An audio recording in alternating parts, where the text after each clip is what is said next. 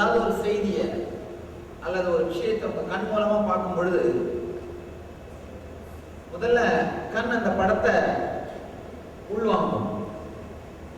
கண் உள்வாங்கி அடுத்து சக்ஷு அப்படின்னு சம்ஸ்கிருதத்தில் நாம சொல்ற ஒரு பார்ட் நமக்குள்ள இருக்கு. அந்த பார்ட்டை ப்ரெசென்ட் பண்ணோம்.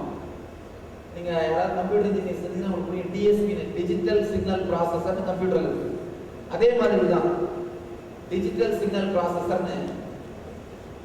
அது வெப் கேமரா மூலமா நீங்க ஒரு போட்டோகிராஃப் பண்ணீங்கன்னா அது அப்படியே அந்த ஃபைலை டிஜிட்டல் சிக்னல்ஸா இந்த டிஎஸ்பி மாத்திரும்.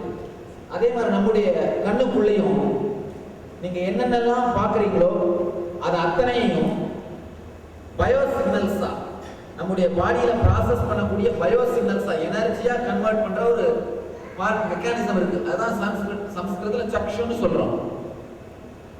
இது ஒரு உதாரணத்தோட சொன்னா புரியும். அடுத்து மெமரி, நம்ம மனசுக்குள்ள இருக்கிற சித்தம், மெமரி ஃபைல் நேரம் மெமரிக்கு போகுது. அடுத்து மெமரிக்கு போன அப்புறம் மெமரியில இருந்து மனசுக்கு போகுது. மனசுல இருந்து அகங்காரம் ஈகோவுக்கு போகுது. இப்ப எப்படி ப்ராசஸ் நடக்குது அப்படிங்கிற ஆழ்ந்து புரிஞ்சுக்கோங்க. ஒரு உதாரணத்துக்கு என்ன பார்க்குறீங்க. என்னை பார்க்கும் பொழுது கண் முதல்ல என்னுடைய படத்தை பிடிக்கும். ஏன்னா எப்படி இருக்கிறேன் அப்படிங்கிறது அந்த படத்தை பிடிக்கும். படத்தை பிடிச்ச பிறகு அந்த ஃபைல் பக்கத்தில் டிஎஸ்பி போகும். அங்கிருந்து அந்த ஃபைல் நேரா மெமரிக்கு போகும். மெமரியில இது என்ன அப்படிங்கிற அந்த ப்ராசஸ் ஆரம்பிக்கும், கேள்வி ஆரம்பிக்கும். முதல்ல மனசு எக்ஸ்க்ளூட் பண்ணும். இது மரம் அல்ல, இது ஒரு விலங்கு அல்ல, இது ஒரு கல் அல்ல அப்படின்ற அந்த எக்ஸ்க்ளூஷன் ப்ராசஸ் மெமரியில் நடக்கும்.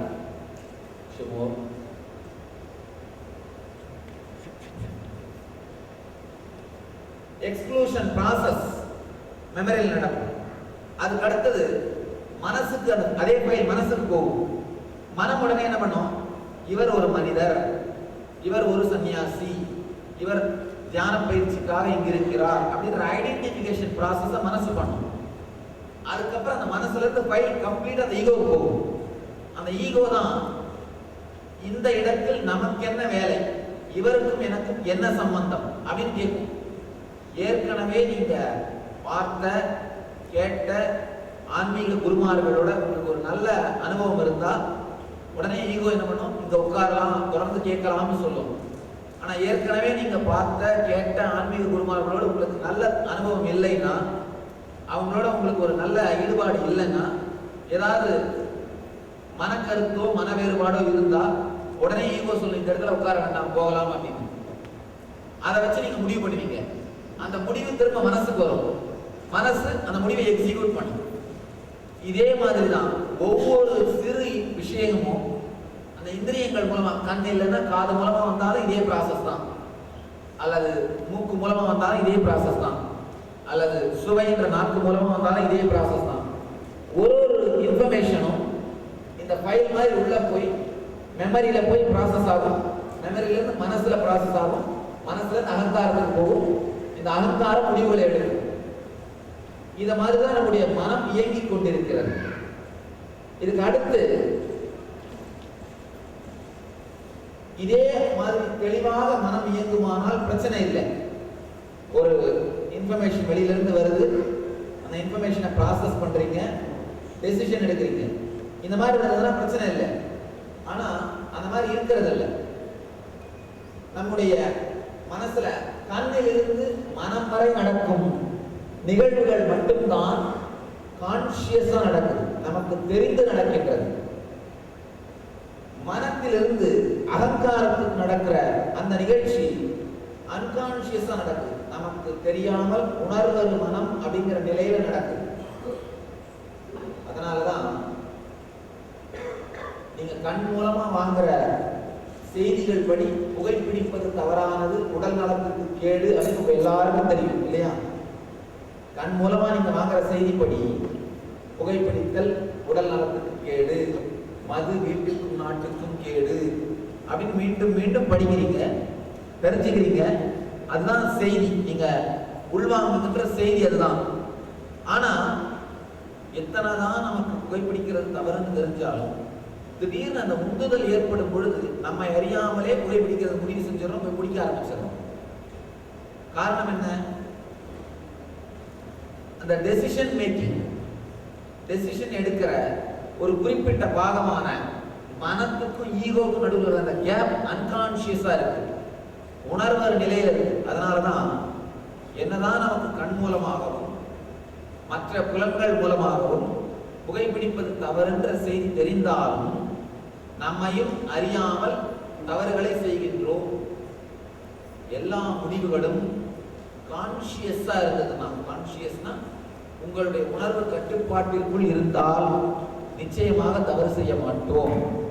ஆனா எல்லா முடிவுகளும் நம்முடைய உணர்வு கட்டுப்பாட்டிற்குள் இருப்பதில்லை. நம்முடைய உணர்வு கட்டுப்பாட்டிற்குள்ளேயே எல்லா முடிவுகளும் நடப்பதில்லை. காரணம், மனம், மனத்திலிருந்து ஈகோக்கு ஃபைல் போகும் பொழுது அந்த ஏரியா அன்கான்சியஸா இருக்கு, நம்முடைய கட்டுப்பாட்டிற்குள் இருப்பதில்லை, நம்முடைய கட்டுப்பாட்டிற்குள் அது நடப்பதில்லை. அதனாலதான் நம்மை அறியாமலேயே மீண்டும் மீண்டும் தவறான முடிவுகளாகவே எடுக்கின்றோம். சின்ன கதை, ஒரு நண்பர் என்கிட்ட வந்திருந்தார். அந்த சாமி ஒரு வாரத்துக்கு முன்னாடி இந்த புகைப்பிடிக்கிறதுனால ஏற்படுற உடல் கேடுகள் பற்றிய பெரிய புக் ஒன்று படித்தேன். அதுக்கப்புறம் விட்டுட்டேன் சாமின்னாரு. நான் கேட்டேன், இப்போ ரொம்ப ஆச்சரியமா இருக்கேன், புகைப்பிடிக்கிறதே விட்டுட்டீங்களா, ரொம்ப நல்லதாச்சு அப்படின்னு. இல்லை இல்லை சாமி, இந்த மாதிரிலாம் கன்ஃபியூஸ் பண்ணுற புக்கெல்லாம் படிக்கிறத விட்டுட்டேன். புகைப்பிடிக்கிறத வர்றதுக்கு பதிலாக இதெல்லாம் இந்த மாதிரி கன்ஃபியூஸ் பண்ணுற புக்கெல்லாம் விட்டுட்டேன் அப்படின்னாரு. நம்முடைய மனம் நேரடியாக கான்சியஸாக முடிவெடுக்கிற நிலையில மட்டும் இயங்குமானால் எந்தெந்த செய்திகள் நமக்கு வருதோ அதை மட்டும் ப்ராசஸ் பண்ணி தெளிவா முடிவெடுப்போம். ஆனா நேரடியா கான்சியஸா மட்டும் இயங்குறதில்ல. மனத்தோட ஒரு பாகம் அன்கான்சியஸா இருக்கு. அந்த அன்கான்சியஸா இருக்கின்ற பாகத்தினால் மட்டும்தான் மீண்டும் மீண்டும் தவறான முடிவுகளையே எடுக்கின்றோம். இந்த அன்கான்சியஸா இருக்கிற பாகத்துலதான் சம்ஸ்காரம் அப்படின்னு சொல்லப்படுகின்ற நம்முடைய மனப்பதிவுகளை நாம் பதித்து வைக்கின்றோம். சம்ஸ்காரம் அப்படின்னா காலையில 7 மணிக்கு எந்திரிச்சதும் காஃபி குடிக்கிறதுன்ற ஒரு பழக்கத்தை வச்சுட்டீங்கன்னா 7 மணி ஆனப்பறம் நீங்க அலாரமே பார்க்க வேண்டாம், உள்ளேயே மணி அடிச்சிடும். காஃபி உங்களுக்குள்ள ஒரு மணி அடிச்சிடும். நீங்க ஒன்றும் அலாரம் பார்க்க வேண்டாம், கடிகாரத்தை பார்க்க வேண்டாம், உங்களுக்குள்ளேயே அந்த மணி அடிச்சிடும். காஃபி அப்படின்ற மணி, அதுதான் சம்ஸ்காரம். அது பழகி போன நினைவுகள், நம் மனதுக்குள்ளே பழகி போன அழுத்தமான நினைவுகளை தான் சம்ஸ்காரம்னு சொல்றோம். இந்த மனத்துக்கும் அகங்காரத்துக்கும் நடுவுல மைண்ட் அண்ட் ஈகோ, அந்த ஏரியாவில் தான் நம்முடைய சம்ஸ்காரங்கள் அனைத்தையும் பதித்து வைக்கின்றோம். அந்த ஏரியாவுக்குள்ள சம்ஸ்கார பதிவுகள் அதிகமாக அதிகமாக நம்முடைய வாழ்க்கை துயரமும் துக்கமும் நிறைந்ததாக மாறும். சம்ஸ்கார பதிவுகள் குறைய குறைய வாழ்க்கை இனிமையானதாகவும் ஆனந்தமயமாகவும் மாறும். அந்த அன்கான்சியஸ் ஜோன்ல உணர்வர் மனநிலையில் இருக்கும் சம்ஸ்காரங்களின் எண்ணிக்கையை பொறுத்துத்தான் நம்முடைய வாழ்க்கையின், நம்முடைய மனத்தின் இனிமையும் ஆனந்தமும் அமையும். அடுத்தது, இந்த ப்ராசஸ் நடக்கும் பொழுது உணர்வர் மனமான அன்கான்சியஸ் உணர்வர் மனத்துல சம்ஸ்காரங்கள் அதிகமா இருந்ததுன்னா முடிவெடுக்கிறதுல ரொம்ப நேரம் எடுக்கும். காரணம், ஒரு ஒரு சம்ஸ்காரமும் ஒரு ஆபீசருக்கு சமம். மனசுல இருந்து ஈகோவுக்கு ஃபைல் போறதுக்குள்ள ஒரு 5 ஆபீசர் மட்டும் இருந்தாங்கன்னா 5 பேர் மட்டும் அந்த ஃபைலை சைன் பண்ணுவாங்க. 2 நாள்ல அந்த ஃபைல் வந்து மூவ் ஆயிடும். ஆனா 300 ஆபீசர் உட்கார்ந்துருந்தாங்கன்னா என்ன ஆகும்? முதல்ல 300 பேர் சைன் பண்றதுக்கு டைம் ஆகும். இன்னொன்னு 300 பேர் அவங்களுடைய ஒப்பீனியன் அந்த ஃபைல்ல எழுதுவாங்க. ஒரு ஃபைல்ல 300 பேர் ஒப்பீனியன் எழுதுனாங்கன்னா கடைசியில எந்த முடிவுக்காக அந்த ஃபைல் குப்பத்தொட்டில போட கூட ஆகாது. அந்த ஃபைல் குப்பத்தொட்டில போட கூட ஆகாது. நம்முடைய சம்ஸ்காரங்கள், உணர்வர் மனத்துல உட்கார்ந்திருக்கிற சம்ஸ்காரங்கள் அத்தனை பேரும் ஒரு ஆபீசருக்கு சமம். ஒவ்வொருத்தரும் அந்த ஃபைல்ல அவங்க எழுதி போடுவாங்க. ஒவ்வொருத்தரும் அந்த ஃபைல்ல அவங்களுடைய விருப்பப்படி கையெழுத்து போட்டாங்கன்னா அந்த ஃபைல் எந்த முடிவையும் எடுக்க முடியாத ஒரு குப்பத்தொட்டிக்கு போற நிலைமைக்கு தான் ஆயிடும். ஒரு ஒரே ஒரு சின்ன முடிவெடுக்கிறது கூட 10 வருஷம் ஆயிடும். இந்த டிலமான்னு சொல்றோம் இல்லையா, வாழ்க்கையே ஒரு டிலமாலேயே கழிஞ்சு போகும். காரணம் என்னன்னா, அளவுக்கு மீறின சம்ஸ்காரங்கள். இந்த முடிவெடுக்கிறதா, அந்த முடிவெடுக்கிறதா, இந்த பக்கம் போறதா, அந்த பக்கம் போறதா, இதை செய்யறதா, அதை செய்யறதா அப்படின்னு இந்த டிலமாலேயே நம்முடைய வாழ்க்கை கழிந்து விடும். பல பேர் பார்த்தீங்கன்னா கல்யாணம் பண்ணிக்கலாமா வேணாமா முடிவெடுக்கிறதுக்குள்ள 60 வயசு ஆயிடும். டிலமாலேயே வாழ்க்கையை கழிச்சுவாங்க. டிலமாலேயே வாழ்க்கையை கழிக்கிறவங்க பல பேர் இருக்காங்க. இந்த கோர்ஸ் படிக்கலாமா அந்த கோர்ஸ் படிக்கலாமான்னு முடிவெடுக்கிறதுக்குள்ள கோர்ஸே முடிச்சுக்கும், லைஃபோட கோர்ஸே முடிச்சுக்கும். டிலமால இருக்கிறதுக்கு காரணம் அளவுக்கு மீறின சம்ஸ்காரங்கள், அளவுக்கு மீறின எண்ண பதிவுகள். உணர்வரு மனத்தில் இருக்கும் அளவுக்கு மீறிய எண்ண பதிவுகள். இந்த உணர்வரு மனத்தில் இருக்கும் அளவுக்கு மீறிய எண்ண பதிவுகள் தான் நம்முடைய வாழ்க்கை சீரழிவதற்கான காரணம். எடுத்த உடனே சடால்னு வருகிற கோபம், எடுத்த உடனே சடால்னு வருகின்ற அளவுக்கு மீறின காமம், இது அத்தனைக்கும் காரணம் உணர்வரு மனத்தில் இருக்கின்ற அளவுக்கு மீறிய சம்ஸ்காரங்கள் தான். ஒரு சில 2-3 விஷயங்கள் நம்ம புரிஞ்சுக்கணும். இந்த சம்ஸ்காரங்கள் உணர்வு நிலையில இருப்பதனால அவை லாஜிக்கா தெளிவா இயங்காது, தன்னுடைய சுய விருப்பத்தின்படி இயங்கும். ஒரு உதாரணத்துக்கு, இந்த ஆரஞ்சு நிற உடை உடுத்திய யாராவது ஒருத்தர் உங்களை எப்பவாவது ஏதாவது ஹக் பண்ணி இருந்தாருன்னா, உங்களை உடல் ரீதியாகவோ மன ரீதியாகவோ துன்பத்துக்கு ஆளாக்கி இருந்தாருன்னா, இந்த ஆரஞ்சு உடை போட்டிருந்த யாரை பார்த்தாலும் அந்த கோபம் வெளிப்படும். மாமியார் என்ன சேலை கட்டி இருந்தாங்களோ அந்த கலர் சேலை கட்டி இருந்த யாரை பார்த்தாலும் அதே கோபம் வெளியில வரும், அதே வேகம் வெளியில வரும். நீங்க மாமியாரை பார்க்கணும்னு அவசியம் இல்லை, அந்த சேலை கட்டி இருந்த யாராவது ஒருத்தர் பார்த்தீங்கன்னாலே கூட உங்களை அறியாமலே என்ன பண்ண மனசு கரெக்டா அந்த மனம் அந்த அதே கோபத்தை அதே உணர்வை வெளிப்படுத்தும். காரணம் என்னன்னா, அவங்க மேல இருக்கிற அந்த வெறுப்பு அந்த நிறத்தோடும் உடையோடையும் அசோசியேட் ஆயிடும். அதே மாதிரி ஏதாவது ஒரு இடத்துக்கு போகும்போது, ஒரு கோவில்லையோ அல்லது ஒரு பீச்சிலையோ யாராவது உங்களை தொந்தரவு பண்ணியிருந்தாங்கன்னா, அந்த பீச் வழியா போகும் பொழுதெல்லாம் அந்த எண்ணம் மனசுல வரும், அந்த வேதனை மனசுல வரும், அந்த வெறுப்பு மனசுல வரும். காரணம் பதித்து வைக்கப்பட்ட சம்ஸ்காரங்கள். இந்த பதிவு செய்யப்பட்ட சம்ஸ்காரங்களினால்தான் உங்களை அறியாமல் கோபத்துக்குள் தள்ளப்படுகிறீர்கள்.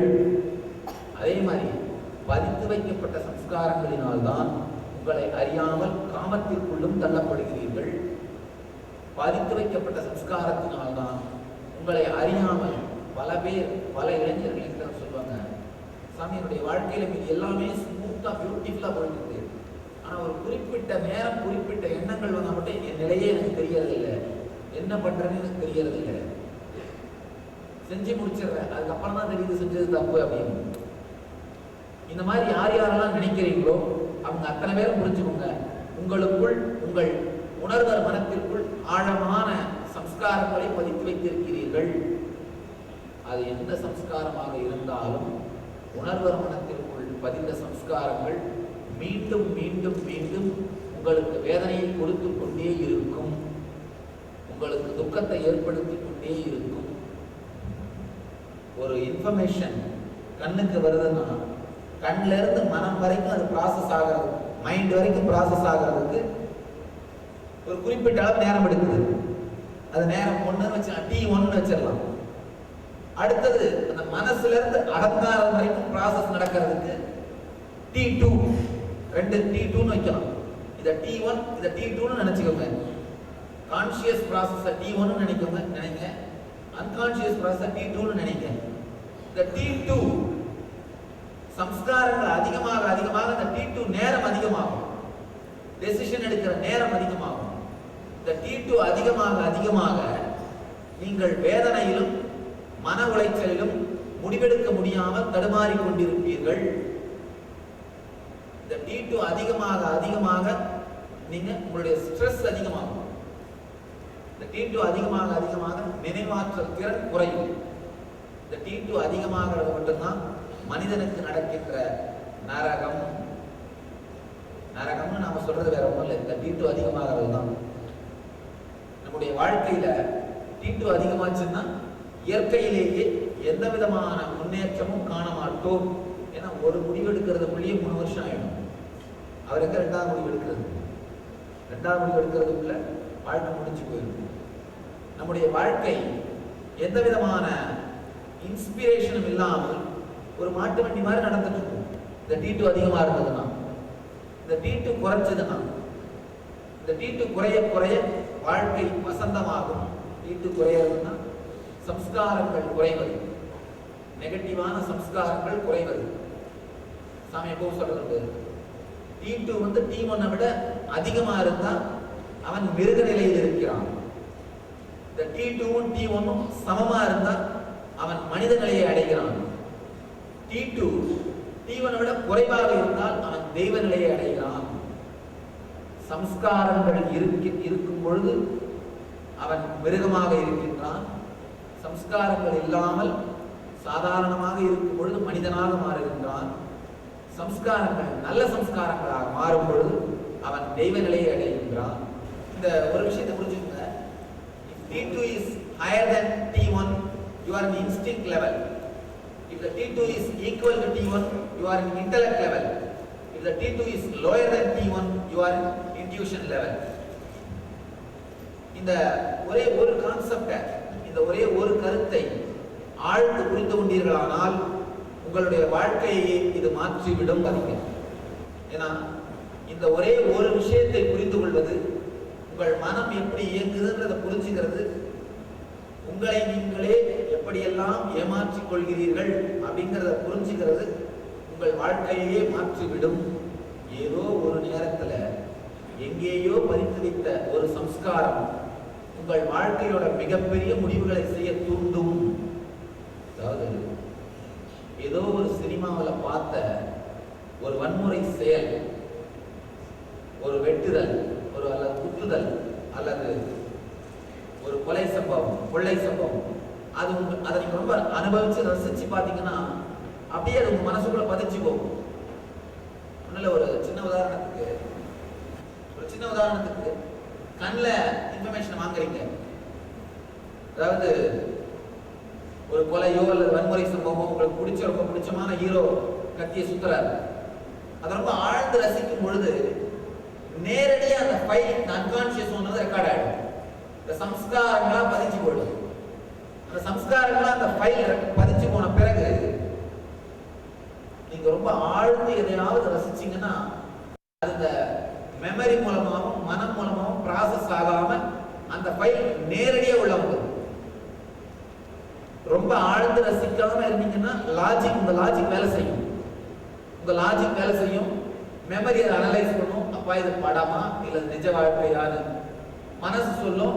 இல்ல இது வெறும் படம், இது நிஜ வாழ்க்கை இல்லை அப்படின்னு. அப்புறம் சம்ஸ்காரத்துக்கு போகும். அப்ப பிரச்சனை இல்லை. ஏதாவது ஒரு கருத்தை ஆராய்ந்து பார்க்கிறீர்களானால் பிரச்சனை இல்லை, அது உங்களுக்கு எந்த பிரச்சனையும் கொடுக்காது.